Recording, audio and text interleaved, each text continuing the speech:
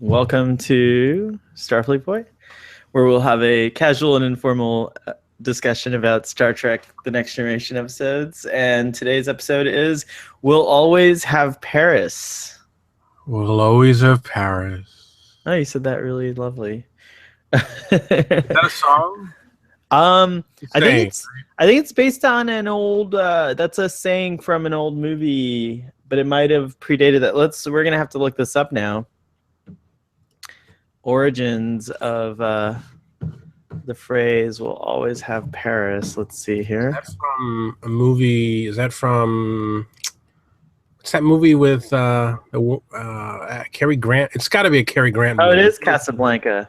Oh, it's Casablanca. Oh, yeah. Okay. It's from Casablanca. Okay. Humphrey Bogart, right? Oh, so it's "We'll Always Have Paris." It sounds like Jack Lemmon. Yes. You sound like Sean Connery meets Jack Lemmon. Yes. That's your Humphrey Bogart is Sean We'll Connery. always have Paris.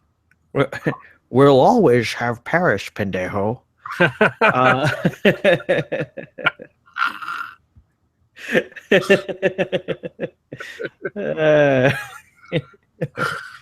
That's great.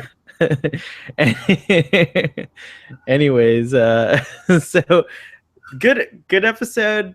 I think we'll find out what you think. Yeah, I like it. Quick summary. By the way, this is the first time we see fencing, if I'm not mistaken, on Star Trek: The Next Generation. And I have to give you a little personal tidbit.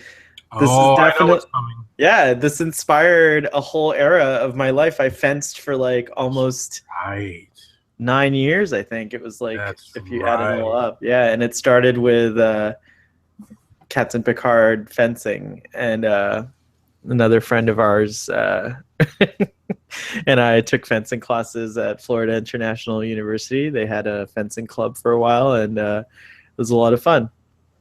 How do you rate as a fencer? When I was fencing, I was probably at the end of my time fencing. I would probably say that I was good to great. Wow. Because I mean, I don't know. Unfortunately, I never lusted for or desired for competition, so I can't tell you what my actual ranking would have been. But the fencing club that I belonged to had an instructor who was once the coach for the Cuban Olympic team. His name was Roberto, and Roberto didn't speak a word of English, and he came over to me. I was just practicing. I was doing my fencing drills, and he came over to me with a translator and requested that I be moved from the regular fencing class to his fencing class. So I was meant to, I think he wanted to see if I could do Olympic stuff, but then he saw that I had he quickly saw that I had no motivation for competition. So I think that that whatever potential he saw was dashed by my personality. I was not a very competitive fencer. I did it for the fun of it. But I did we had competitions within the fencing club, and I often in the beginning I was always losing, but in the later years of fencing, I think I won more than I lost. And do you still have your equipment? I do. It's in storage in Miami. I still have I don't have my fencing outfit, my kit anymore, but I do have my fencing, my foil. I also have the Empress's foil. The Empress's foil. I do. I have that. Like in a stone, ready to be to be reclaimed. To be reclaimed. And yeah, actually, it's something that I would love to pick up again, because now it's been more years have passed since I've fenced than I actually spent fencing. So I would say that I'm completely out of practice. But I do recall the Thought fun. about picking it up again? Yeah, I actually have, and now I'm probably gonna look into it. I haven't thought about it in a while, but I often there are times where I will think about it, and I say to myself, why aren't I fencing? It's a great sport. If anyone of you out there thinks you don't really like to do exercise or anything like that, try fencing. It's fun. I mean, you can't beat it. Like, you're basically sword fighting. It's it's a fun way to relieve stress and also to work out. I was in the probably one of the best physical conditions of my life when I was a fencer. So I always thought that was something that fit you very well. The fencing. When I heard you started fencing, when you and the Empress were fencing, I thought that's you guys. yeah, thank you. All right, so let's. Speaking of old memories, that ties in perfectly with this episode. we'll we'll always have Paris. The crew of the Enterprise are moving along on their mission, on their 5-year mission, on their continuing journey, and Picard is fencing with another crew member. I forget his rank or who he was, but he's a lieutenant, right? Lieutenant or something like that. Yep. And they encounter a deja vu moment, but it's actually happened. Time rewinds for a second or loops back and then repeats itself exactly as it did. And and then they retain a memory of the loop as well. So Picard contacts the bridge, and Riker informs him that the same thing happened on the bridge. And then they investigate, and they find out from reports that the same thing's happened on another ship in the area. And they discover a distress signal from a Dr. Mannheim. And Picard seems a little distraught, actually, when he hears this distress signal, and we don't know why right away. And so then he orders the crew to follow the coordinates of the distress signal. And they kind of come to a relay station, and then they find out that they have to go somewhere else. They go there, and then they hear from a woman, Dr. Mannheim's wife, who is desperately, who says her husband is in desperate need of medical attention. So they beam them on board, and then Picard, Riker, and Data go down to sickbay, and there's Janice Mannheim and her husband, and we immediately find out that Picard and Janice have a past. They have a past together, and on the way there, well, Troi, of course, Counselor Troi realizes that Captain Picard is a little distraught, and she recommends that he think about things. So on the way there, there's a cute scene where he goes to a holodeck version of the Café des Artistes in Paris, France, and he, through the holodeck's cleverness, he re-experiences that fateful day where apparently he stood Janice up. He was supposed to have a date with her, and he stood her up. He was afraid. He had more than a date, I think. I don't know. I mean, like, it sounds like it was just a date at that time, but well, yeah, it seems like the implications are far larger than a date. Yeah.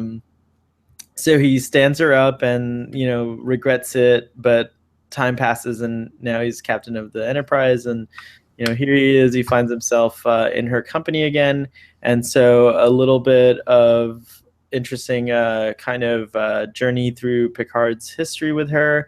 But we also have this conundrum of these time distortions, which are taking place in a more rapid succession, and they seem to be really large and widespread. And Dr. Mannheim, whose consciousness is caught between two different dimensions, is really alarmed when he finds out that the time distortions are not contained to just the lab. So he requests that the Enterprise patch the distortion. So Picard determines that Data is the best choice, and in a very cool scene with three Datas, we patch up the time distortion. All is restored. Captain Picard and Janice have their reconciliation and kind of resolution to this years-long loose end. Dr. Mannheim is recovered and his consciousness is in one place again, and he promises his wife that things are going to be different, and they beam back to the planet, and voila, that's the description of the episode. There's of course a lot more to it. What did you think?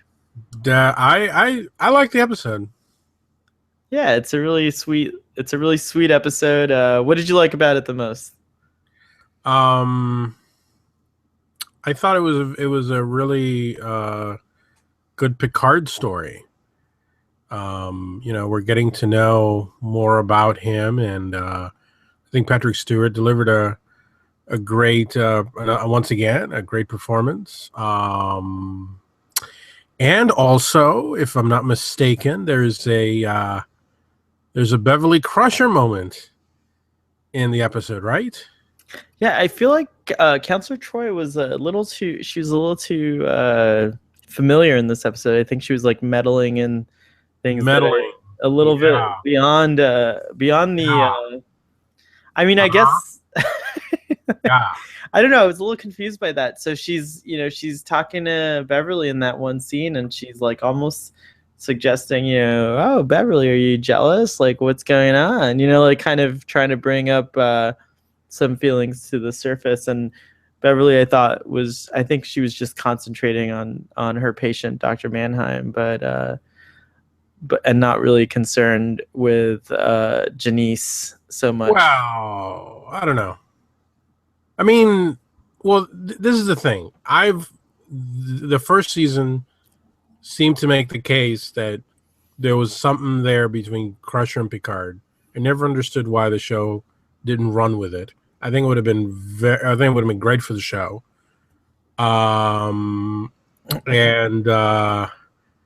if they weren't going to run with it, I just felt like we should at least have had a scene similar to the scene that we just watched on Deep Space Nine, where Dax and Bashir are kind of having this drink at Quark's, and Dax is like, "Look, man, this is not going to work. Okay, it's just not going to work. Let's just be friends and move on." I would have liked to have had a scene like that between Picard and Crusher, some kind of like understanding, but it just kind of, everything was just kind of like, always just bubbling under the surface. And I just thought it was kind of stupid. I think people don't do that. People act on their feelings, otherwise they drive themselves crazy. I don't know that that's true. They should. People should. Perhaps people. I mean, perhaps people should, but there's all kinds of complications. I think you have to think about Picard. I think he feels strongly that any kind of romantic relationship, especially with a coworker, would be a distraction. And we see that later in the follow-up. By the way, today, this is pre-recorded, so today being July the 3rd, the air date of this episode is going to be different from the recording date. But today's the 24th anniversary of the episode The Inner Light. And great episode. I can't wait till we get to that one. But in a later episode where he falls in love with that stellar cartographer lady who plays the piano, Captain Picard. It takes him, and by the way, she looks just like Dr. Crusher, which is really appalling. Because he's in love with Dr. Crusher. I know, he is in love with Dr. Crusher. It's no other way around it. I mean, why are we... But in that episode, you clearly see why it's so difficult for Captain Picard to engage in a romantic relationship, while captaining the Enterprise. It's because, it is a distraction, and also a distraction of concern as well, because when he sends her down to the planet to stop the firestorms or whatever, and in that moment where he thought she might have died, it's just very concerning for him. And you know, of course you care about everyone whose life you put on the line, but when you're romantically involved with someone, there's an added layer, and it's kind of hard. So I think that's why the Picard Crusher relationship, as it ended up on screen, I think works, because I think there's a strong suggestion that Captain Picard holds back, and maybe I think that Dr. Crusher would be more willing to explore those feelings, but she also seems to have a similar view. Hogwash. Should have gotten together.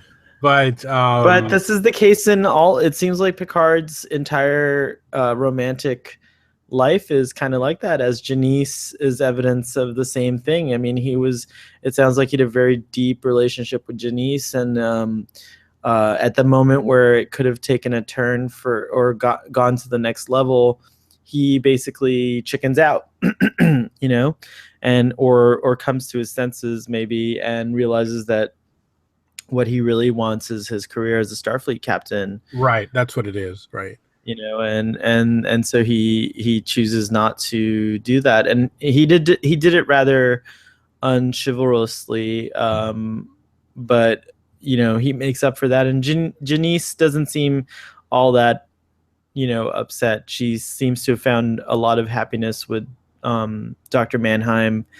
And it's evident in that one scene where she says, well, you promised me my life would never be boring, and that's exactly what it is. And I thought actually the episode had it was a very sad Picard episode, because he's there in the background in that scene watching this, and it makes me sad. And then there's that other scene where Dr. Mannheim knows who Picard is, and he's like, if something should happen to me, I'd like for you to take care of Janice. And Captain Picard says, you underestimate her. I know, because I made that same mistake. Yeah. So I mean, very cool episode. You're absolutely right, Picard.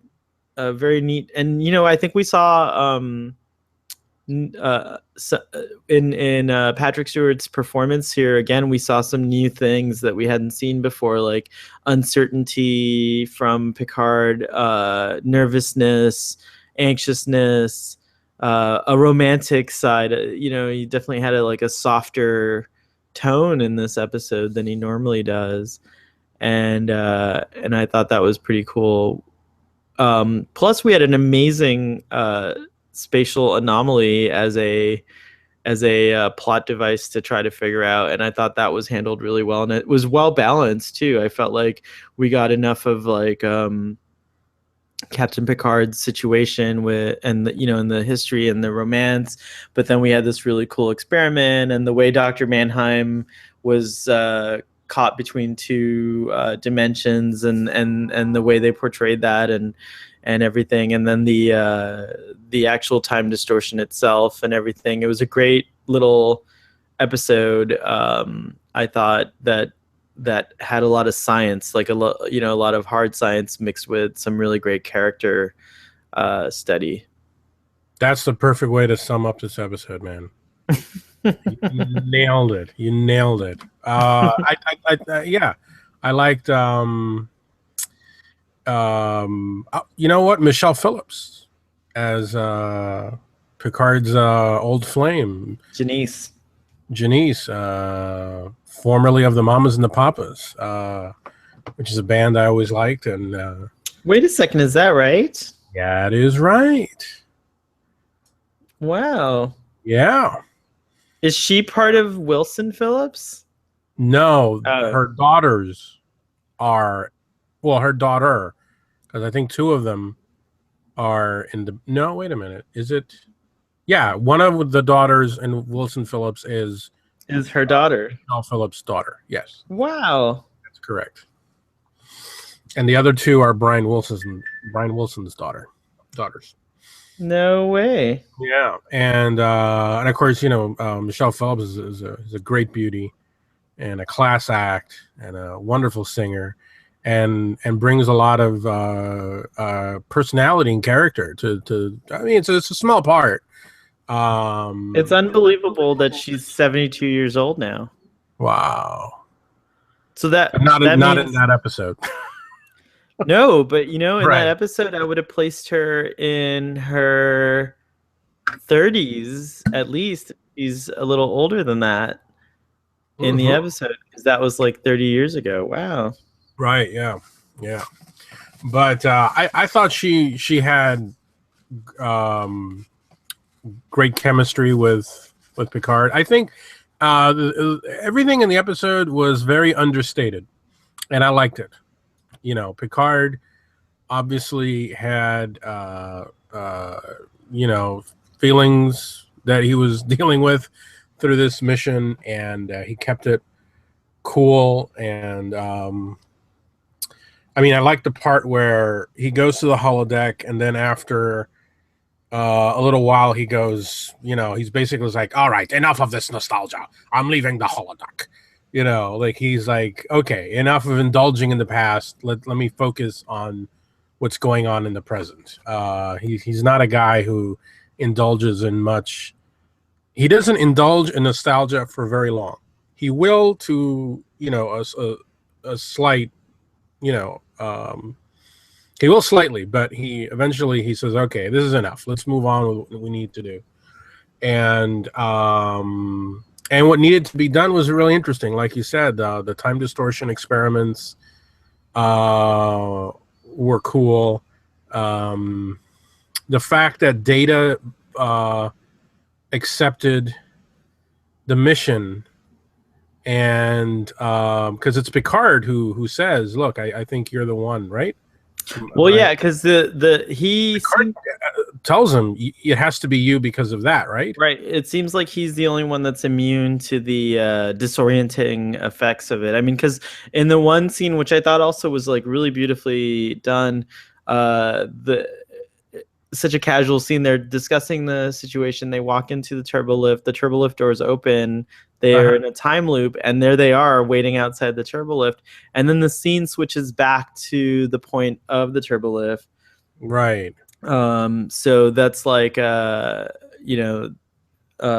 something I thought that was really well done.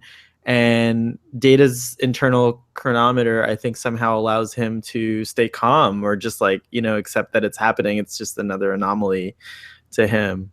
But Picard is the one who tells him. Data doesn't volunteer. Picard tells him, right? Right. Picard asks him to, and at first Data Asks thinks, him to. Right. At I first like that scene because, he is asking, when you really think about it, he is asking a lot of Data. Well, Data takes first, yeah, Data presumes that Picard's asking him because he thinks he's disposable, which I thought was expendable, fun. right? Yeah, expendable, and Picard's like, no, on the contrary, you're indispensable, right? Which was a nice little touch too. It's a nice scene. I like that scene a lot. Again, the episode is filled with a lot of quiet, understated moments. I like the scene where after Picard, hears the name of Mannerheim, and he realizes where he's going, and we as the audience still don't know why he's reacting the way he is. He goes back to the where they were fencing, and it's him putting his foil away, putting his helmet away, and there's no dialogue. It's just Patrick Stewart, and you're just like, what's going on? What is he thinking? And you can tell that something from his past has reared its head, and is coming out to meet him head on. Yeah, and he's grappling with that in that scene, and it's all in the eyes, it's all in his expressions and his movements, and I loved it. I thought it was a great episode. For really, that's the number one reason to watch this episode is Patrick Stewart. He carries the episode 100%, and I would add, obviously Michelle Phillips And then and Gates McFadden in her small part because I think Troi is very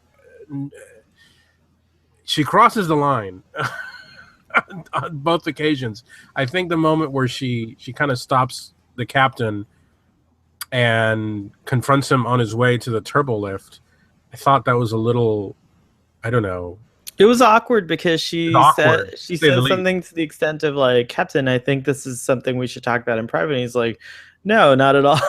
You know, I love the way he played that. Yeah, yeah, he plays it that way. And then you can, I don't know if you read this, but when I watched that scene, I felt discomfort. I felt like it was awkward and uncomfortable, and it made me kind of wonder, like, you know, the ship's counselor is a relatively singular role that we don't see it again, right? Like it's pretty much on Next Generation, and so Counselor Troi, it seems to be the only ship's counselor that we know of. In previous incarnations of Star Trek, it seems like in Enterprise, for example, it's the chef is the ear. And then oddly enough, we go from Next Generation not only has Troi being the ear, sort of the listener, but then later we have Guinan, and so now we have like, right. Guinan comes in, and and then what does Counselor Troi do after that? Like, well, you know what?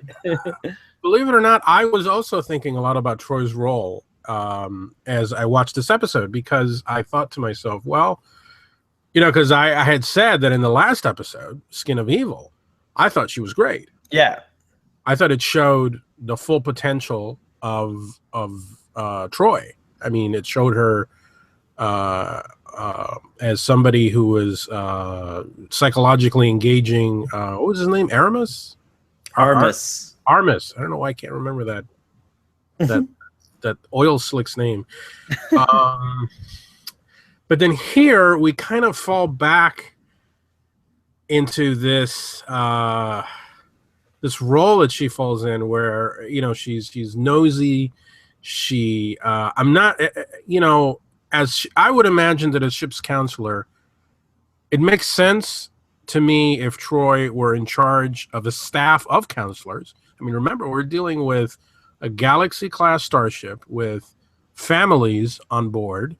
Which our understanding is that this is a new experience for Starfleet to send families into a 5-year mission with whoever is serving in Starfleet. Right. And I would think, yes, absolutely, we got to have counselors, because this is a new thing. Certainly for the civilians, it's a new thing for them to be on a starship in danger from week to week, as the Enterprise is. I would think Troi would never be on the bridge. She would be always dealing with the other people on the Enterprise, but yet she's always on the bridge. She seems to just be Captain Picard's personal counselor, which I don't know why Picard needs a personal counselor. He doesn't need it. I mean, so I think it shows that the character was not well thought out. I think as the series goes on, they kind of finally find a role for her that I think is good. But I think in these early seasons, Troi just makes no sense to me. And I was thinking, why is she even there on the bridge to see that? Can you imagine if there was a counselor on board the original Enterprise sitting next to Kirk every time he would make a decision? It seems like in the original series, Kirk would have put his ship's counselor on an airlock, and it was like, I have had enough of you. Absolutely. I agree. I didn't like the way she confronted Picard, and then I didn't like the way she spoke to Crusher, because it didn't seem to have the familiarity of friendship. It seemed to be more as in her role as counselor, like as if it's a problem. And I didn't think it was. Like you said, she was just doing her job. I mean, she knows because she can Well, sense Crusher's inner thing. But I thought Crusher was doing a great job, just doing her job. So I'm like, it's Troi, funny. It's sit the funny you fuck should up. say that because you would think that makes sense that in this first season, all of these people are put together, and even though they've experienced a lot so far in the 20 some odd episodes, that you would think that like in later seasons that conversation would become less awkward. But I recall I saw recently Iborg, and she has another conversation in that episode with Captain Picard, and it's even more awkward than this conversation. And that's like Job season to have awkward and conversations. that's like season 6, and she, Picard dismisses her in a similar way, like, okay, I'll seek your help if I need it. um and so so, so it doesn't get easier for Counselor Troi to give advice to Captain Picard. I think he's gonna always be a little reluctant for it. But she and Beverly become really good friends, as we know. They do exercise together, and a lot of fans love that.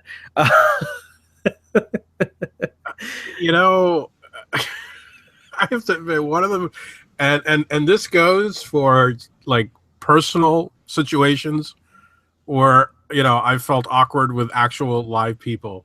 But one of the most awkward moments of my life has been watching Generations in the theater, in the scene where Troi and Picard and Picard is looking through the thing, and he just reveals to her that his nephew and his brother have died, and he starts crying. I felt awkward in that scene just watching it. I'm like, I shouldn't be here, man. Neither should Troi. Can we get out of here? Can we leave the theater and leave this man in peace? Yeah, Troi is always there for super awkward moments. I mean, that's really her job, though. I guess it's like to be the ship's counselor, and that's going to happen. I think of it as like in high school we had counselors assigned to us. Remember? Do you remember that? And they're overworked people. And they are overworked. It's true. Why is Troi never overworked? She's always on the bridge. But anyways, we're getting away from the excellent episode that this is. That's my Troi rant. No, it's a good discussion, I think, because we don't have a counselor on the Enterprise. We don't have one on the show Enterprise. We don't have one in Star Trek. We don't have one in Deep Space Nine, and we don't have one on Voyager. Although we did have a Betazoid officer that got killed in the first episode. So a Beta Z officer. So of what? Of Voyager, the show you won't watch. There's a show called Voyager? Yeah. Okay. Do you not remember the Beta Z? I was so excited. That was like they killed an exciting character in the first episode. Oh, it could have been. It could have been, exactly. The time distortion effects at the end with the 3 datas, I thought was cool. Even though I was just looking at the companion, apparently this episode was murderous and torturous for the crew making it because of the writer's strike. Oh. Rick Berman apparently was on the phone with the writer of the episode, and he would be like, well, if there wasn't a strike and you were rewriting the script, what would you do in this scene? Really? He was literally saying things like that on the phone because the writer's strike hit, and all of the kinks weren't worked out. And one of the things that I was reading is that and this is weird why it wasn't done, but the original fencing partner for Picard was Riker, which actually, when you think about it, is kind of natural. Yeah. I mean, we don't know who the hell this lieutenant is, or when we never see him again, I don't think. But it would have been cool if it had been Riker and and The Picard. score kind of stood out again in this episode, and again it was Ron Jones. The great Ron Jones. Yeah, I he's really don't. great. Is his music available on CD? I think you can get the Next Generation album, so a lot of the cues from this season are on Star Trek: The Next Generation's soundtrack for the first season. Well, apparently people have complained about this episode. Again, I'm reading from the Next Generation Companion. Nice. The writers, this was written by Deborah Dean Davis and Hannah Louise Shearer. Shearer and others complained, I'm quoting now, Shearer and others complained that a lack of chemistry between Janice and Jean-Luc diluted the story's romantic feel. But Michelle Phillips, who played Janice, felt the problem lay in the story's conception. While her character wanted to see Picard again and was quite willing to tease him, she was also fully committed to her husband and had been for a long time. That's curious. Yeah. Well, yeah, and I thought they executed it really well. I don't know. I felt I felt the romantic feelings were there. Right. I mean, to me, chemistry was there for me. Yeah. Yeah, I always thought this is something. I mean, obviously, all this happened a long time ago. This is sort of like they're at the point where, you know, they've hate, like, if there was any hate or anger towards each other, it's long gone. Stop smiling. And this is just, you know, it's in the past. It's just, you know. They're beyond it. No, this is Star Trek Beyond. The real Beyond. No, we've all been there. We've all have had our unrequited or undeveloped romances that later turn into either deep friendships or just a reconciliation or just a fondness over time. I do like that Janice said, "Oh, of course it's you. You came running to my rescue," and then at the end she says something I thought it was very sweet, where she was saying that I expect you to always come to my rescue, and Picard says, "Well, I'll try." He's not like, "Yes, of course," right? You know, but like, right. It's like, "Well, I'll try." It's like a cute scene. That was. I thought it was very adult. I thought it was very mature. I don't know. I really like the way it was all handled. I don't think there should have been. I think it would have been over the top to put in some unnecessary tension. I mean, I think this is a great way to show that, like, you know, again, Kirk is the only other starship captain we knew this well until this point. And I think it's great that Captain Picard is so different from what we expect, like, Absolutely. You know, Kirk to do, which would be a different thing. Like, you know, he'd probably, Captain Kirk, no offense to you, but you'd probably seduce Janice and have an affair, and then there would be this high drama about, while poor Dr. Mannheim is caught in another dimension, you know, and then there would be this thing, well, since he wasn't in our dimension at the time, was it really an affair? That's such a great point, and you're absolutely right. That's what I would have done. And I think that is why I like this episode so much, because you know, it shows the difference between Picard and Kirk, and although in general I usually prefer Kirk, there are things about Picard that I like very much, and actually this is one of them. Picard's he is definitely a seasoned captain. He's someone who's you know, it's not his first time at the rodeo, as they say, and that's going back to the episode where with Riker in the holodeck with is it Minuet? Minuet, correct. And Picard is there with him, and you can just see that, you know, Picard is so entertained by Riker's interactions with in the hologram with the girl, and you can see that was Picard, like, maybe 20 years ago, 30 years ago. And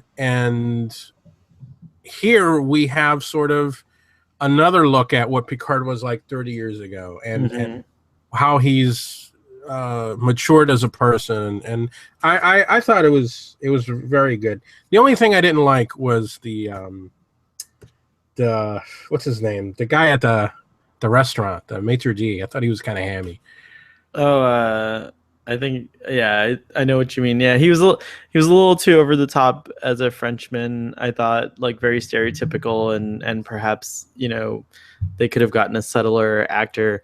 Um, I thought fashion in the 23rd century was very weird in Paris. Was it? I didn't even I don't notice. know. It was like some of the cafe itself was a little weird. I thought it was interesting to see the Eiffel Tower in that tunnel or that like corridor thing going through it. Uh-huh. Um, Right. they kind of futurized Paris. I thought that was interesting. If I'm not mistaken, Paris is the location of the Federation. The president office of the president is in Paris, if I'm not mistaken, if I recall from Star Trek 6. And you said that the tube going through it. I believe Paris was attacked in Enterprise, was it not? So I mean, there's been some Oh, rebuilding since then. So maybe that explains that's why. possible. Yeah, I don't remember that, but was that the Zindi? Right, there's India, yeah. I thought that was Florida. Well, they cut right through Florida, but I think they also, yeah, they just like, I think Paris was involved in that too. Maybe I'm wrong. Interesting. Yeah, but something that was kind of cheesy was the first time Picard goes into the holodeck, and the girl is there, and she's being stood up in this program, and I'm like, why would I know what you're getting at here. I think you're saying how would the computer stage that scenario, right? Right. It's really clever, actually. The computer is very smart. So, oh, come on! if you We're notice, talking about the same computer that can't figure out, basic things in other episodes, but now it's psychologically probing Picard's mind and saying, "I think the captain wants to see." When Captain Picard comes into the cafe, he describes a little bit of his story to the maitre d' to Edouard. His name was Edouard, right? And Edouard, you could tell in that scene, it's a little weird, and now it makes more sense because he's really listening. He's like, oh, and he's asking questions. He's like, so the girl did not show? And he's like, no, actually, the girl was there. I didn't show. And he goes, oh, blah, blah, blah. And then he says, Edouard says, sit down. Edouard will bring something. It's perfect for you. And then all of a sudden, that's when Picard notices those two girls because they start having a fight. That's a very similar scenario to what Picard had already described. And I think the holodeck sometimes will try, and I thought it was done in a way that was obvious and cheesy, and I thought Picard responded in that way too, but he played along, and then after a certain point he's like, enough of this shenanigans, and he just like walks out because of course it's done in a very kind of obvious way. But I personally think that and this is what Galdu Scott calls my headcanon, but I personally think that like, why wouldn't the computer be able to learn things based on a conversation an actual person is having with a holographic character, and then modify the program to try its best to deliver a more favorable holographic experience. So I do think there's an argument for the idea that the holographic interface, the characters do inform the computer's logic and help it to decide what the next scenario, if you will, is going to be. I'll give you that one. Thank you. I'm convinced. You're right. He does have that conversation with the maitre d', and it is exposition heavy in terms of Picard explaining all the stuff. Yeah, and just the maitre d's curiosity is a little odd too, and just the way the questions he's asking struck me as like, oh, this is the computer probing Picard a little. I'll give you that. You're right. I give 2 minutes to you and your gallant 2 minutes to you and your gallant crew. Excellent. I guess there's not much else to discuss about this episode except that no one seems concerned that Dr. Mannheim is a mad scientist and that he's creating ripples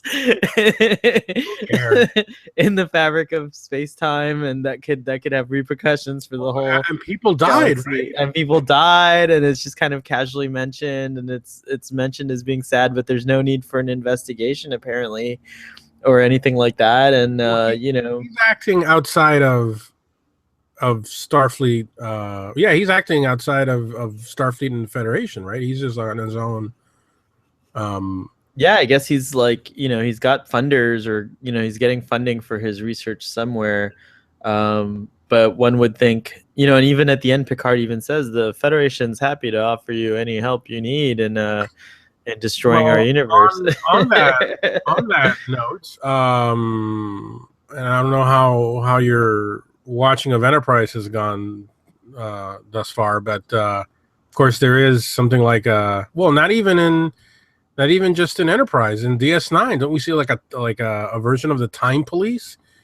Yeah, the Department of Temporal something. They arrive on DS9 for that Tribbles episode, and then later on, of course, we have the Time War, I guess, on Enterprise. I'm wondering if Mannerheim's experiments here somehow lays the groundwork for whatever Starfleet does in terms of temporal policy, temporal interventions in the future.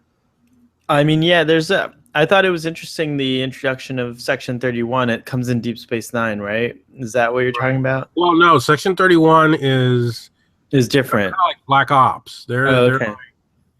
No, there's actually like a department of time travel or something. Time cops, basically. Time tracks. So I get what? Time tracks. You remember Time Tracks? No. Yeah, you must remember the cop who goes back in time, and he's got that Mary Poppins like computer hologram that helps him. Fascinating. It was you know what, you didn't watch Channel 39 a lot, did you? Yeah, or what was it at the time, UPN or which one? No, it was Peten, remember? Prime. It was Prime Time Network or something. Time Tracks. I'm sure if you see it, you'll be like, yes, I remember. TRAX? TRAX, Time Tracks. I don't even remember this. Yeah, man. All right. Well, anyways, there's also Continuum, which is a show that I really enjoy. Have you seen that show? Recent, right? Yeah, it's a more recent show, but it has a time cop in it as well. And time travel. Admittedly, time travel and temporal stuff is very fascinating to me, and I think it's something that Star Trek deals a lot with. I do think, if memory serves, I feel Enterprise went crazy. Yeah. It went on this time trip that was like a little too much. Yeah.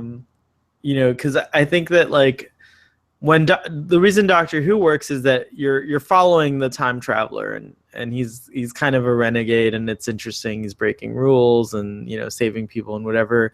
But if with other shows, I think time travel should be used sparingly. Like, for example, it was only used in the original series once. It was that orbit, when they did the time warp. No, a few times. Huh?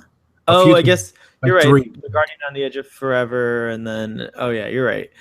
But it wasn't like always happening. And then Star Trek 4 uses it really well. And then after that, you don't really hear about time travel until we do get this phenomenal, what is it, season 4 ending, which is going to be the Arrow of Time, I think, which was a great. Say phenomenal. I loved Arrow of Time. Oh, it's gonna be great when we talk about that. Would you help out a 49er? About that one. Mark Twain. Anyways, time travel is interesting. And in this situation, though, it's more like dimensional. Yeah. there are time distortions taking place, Distortion.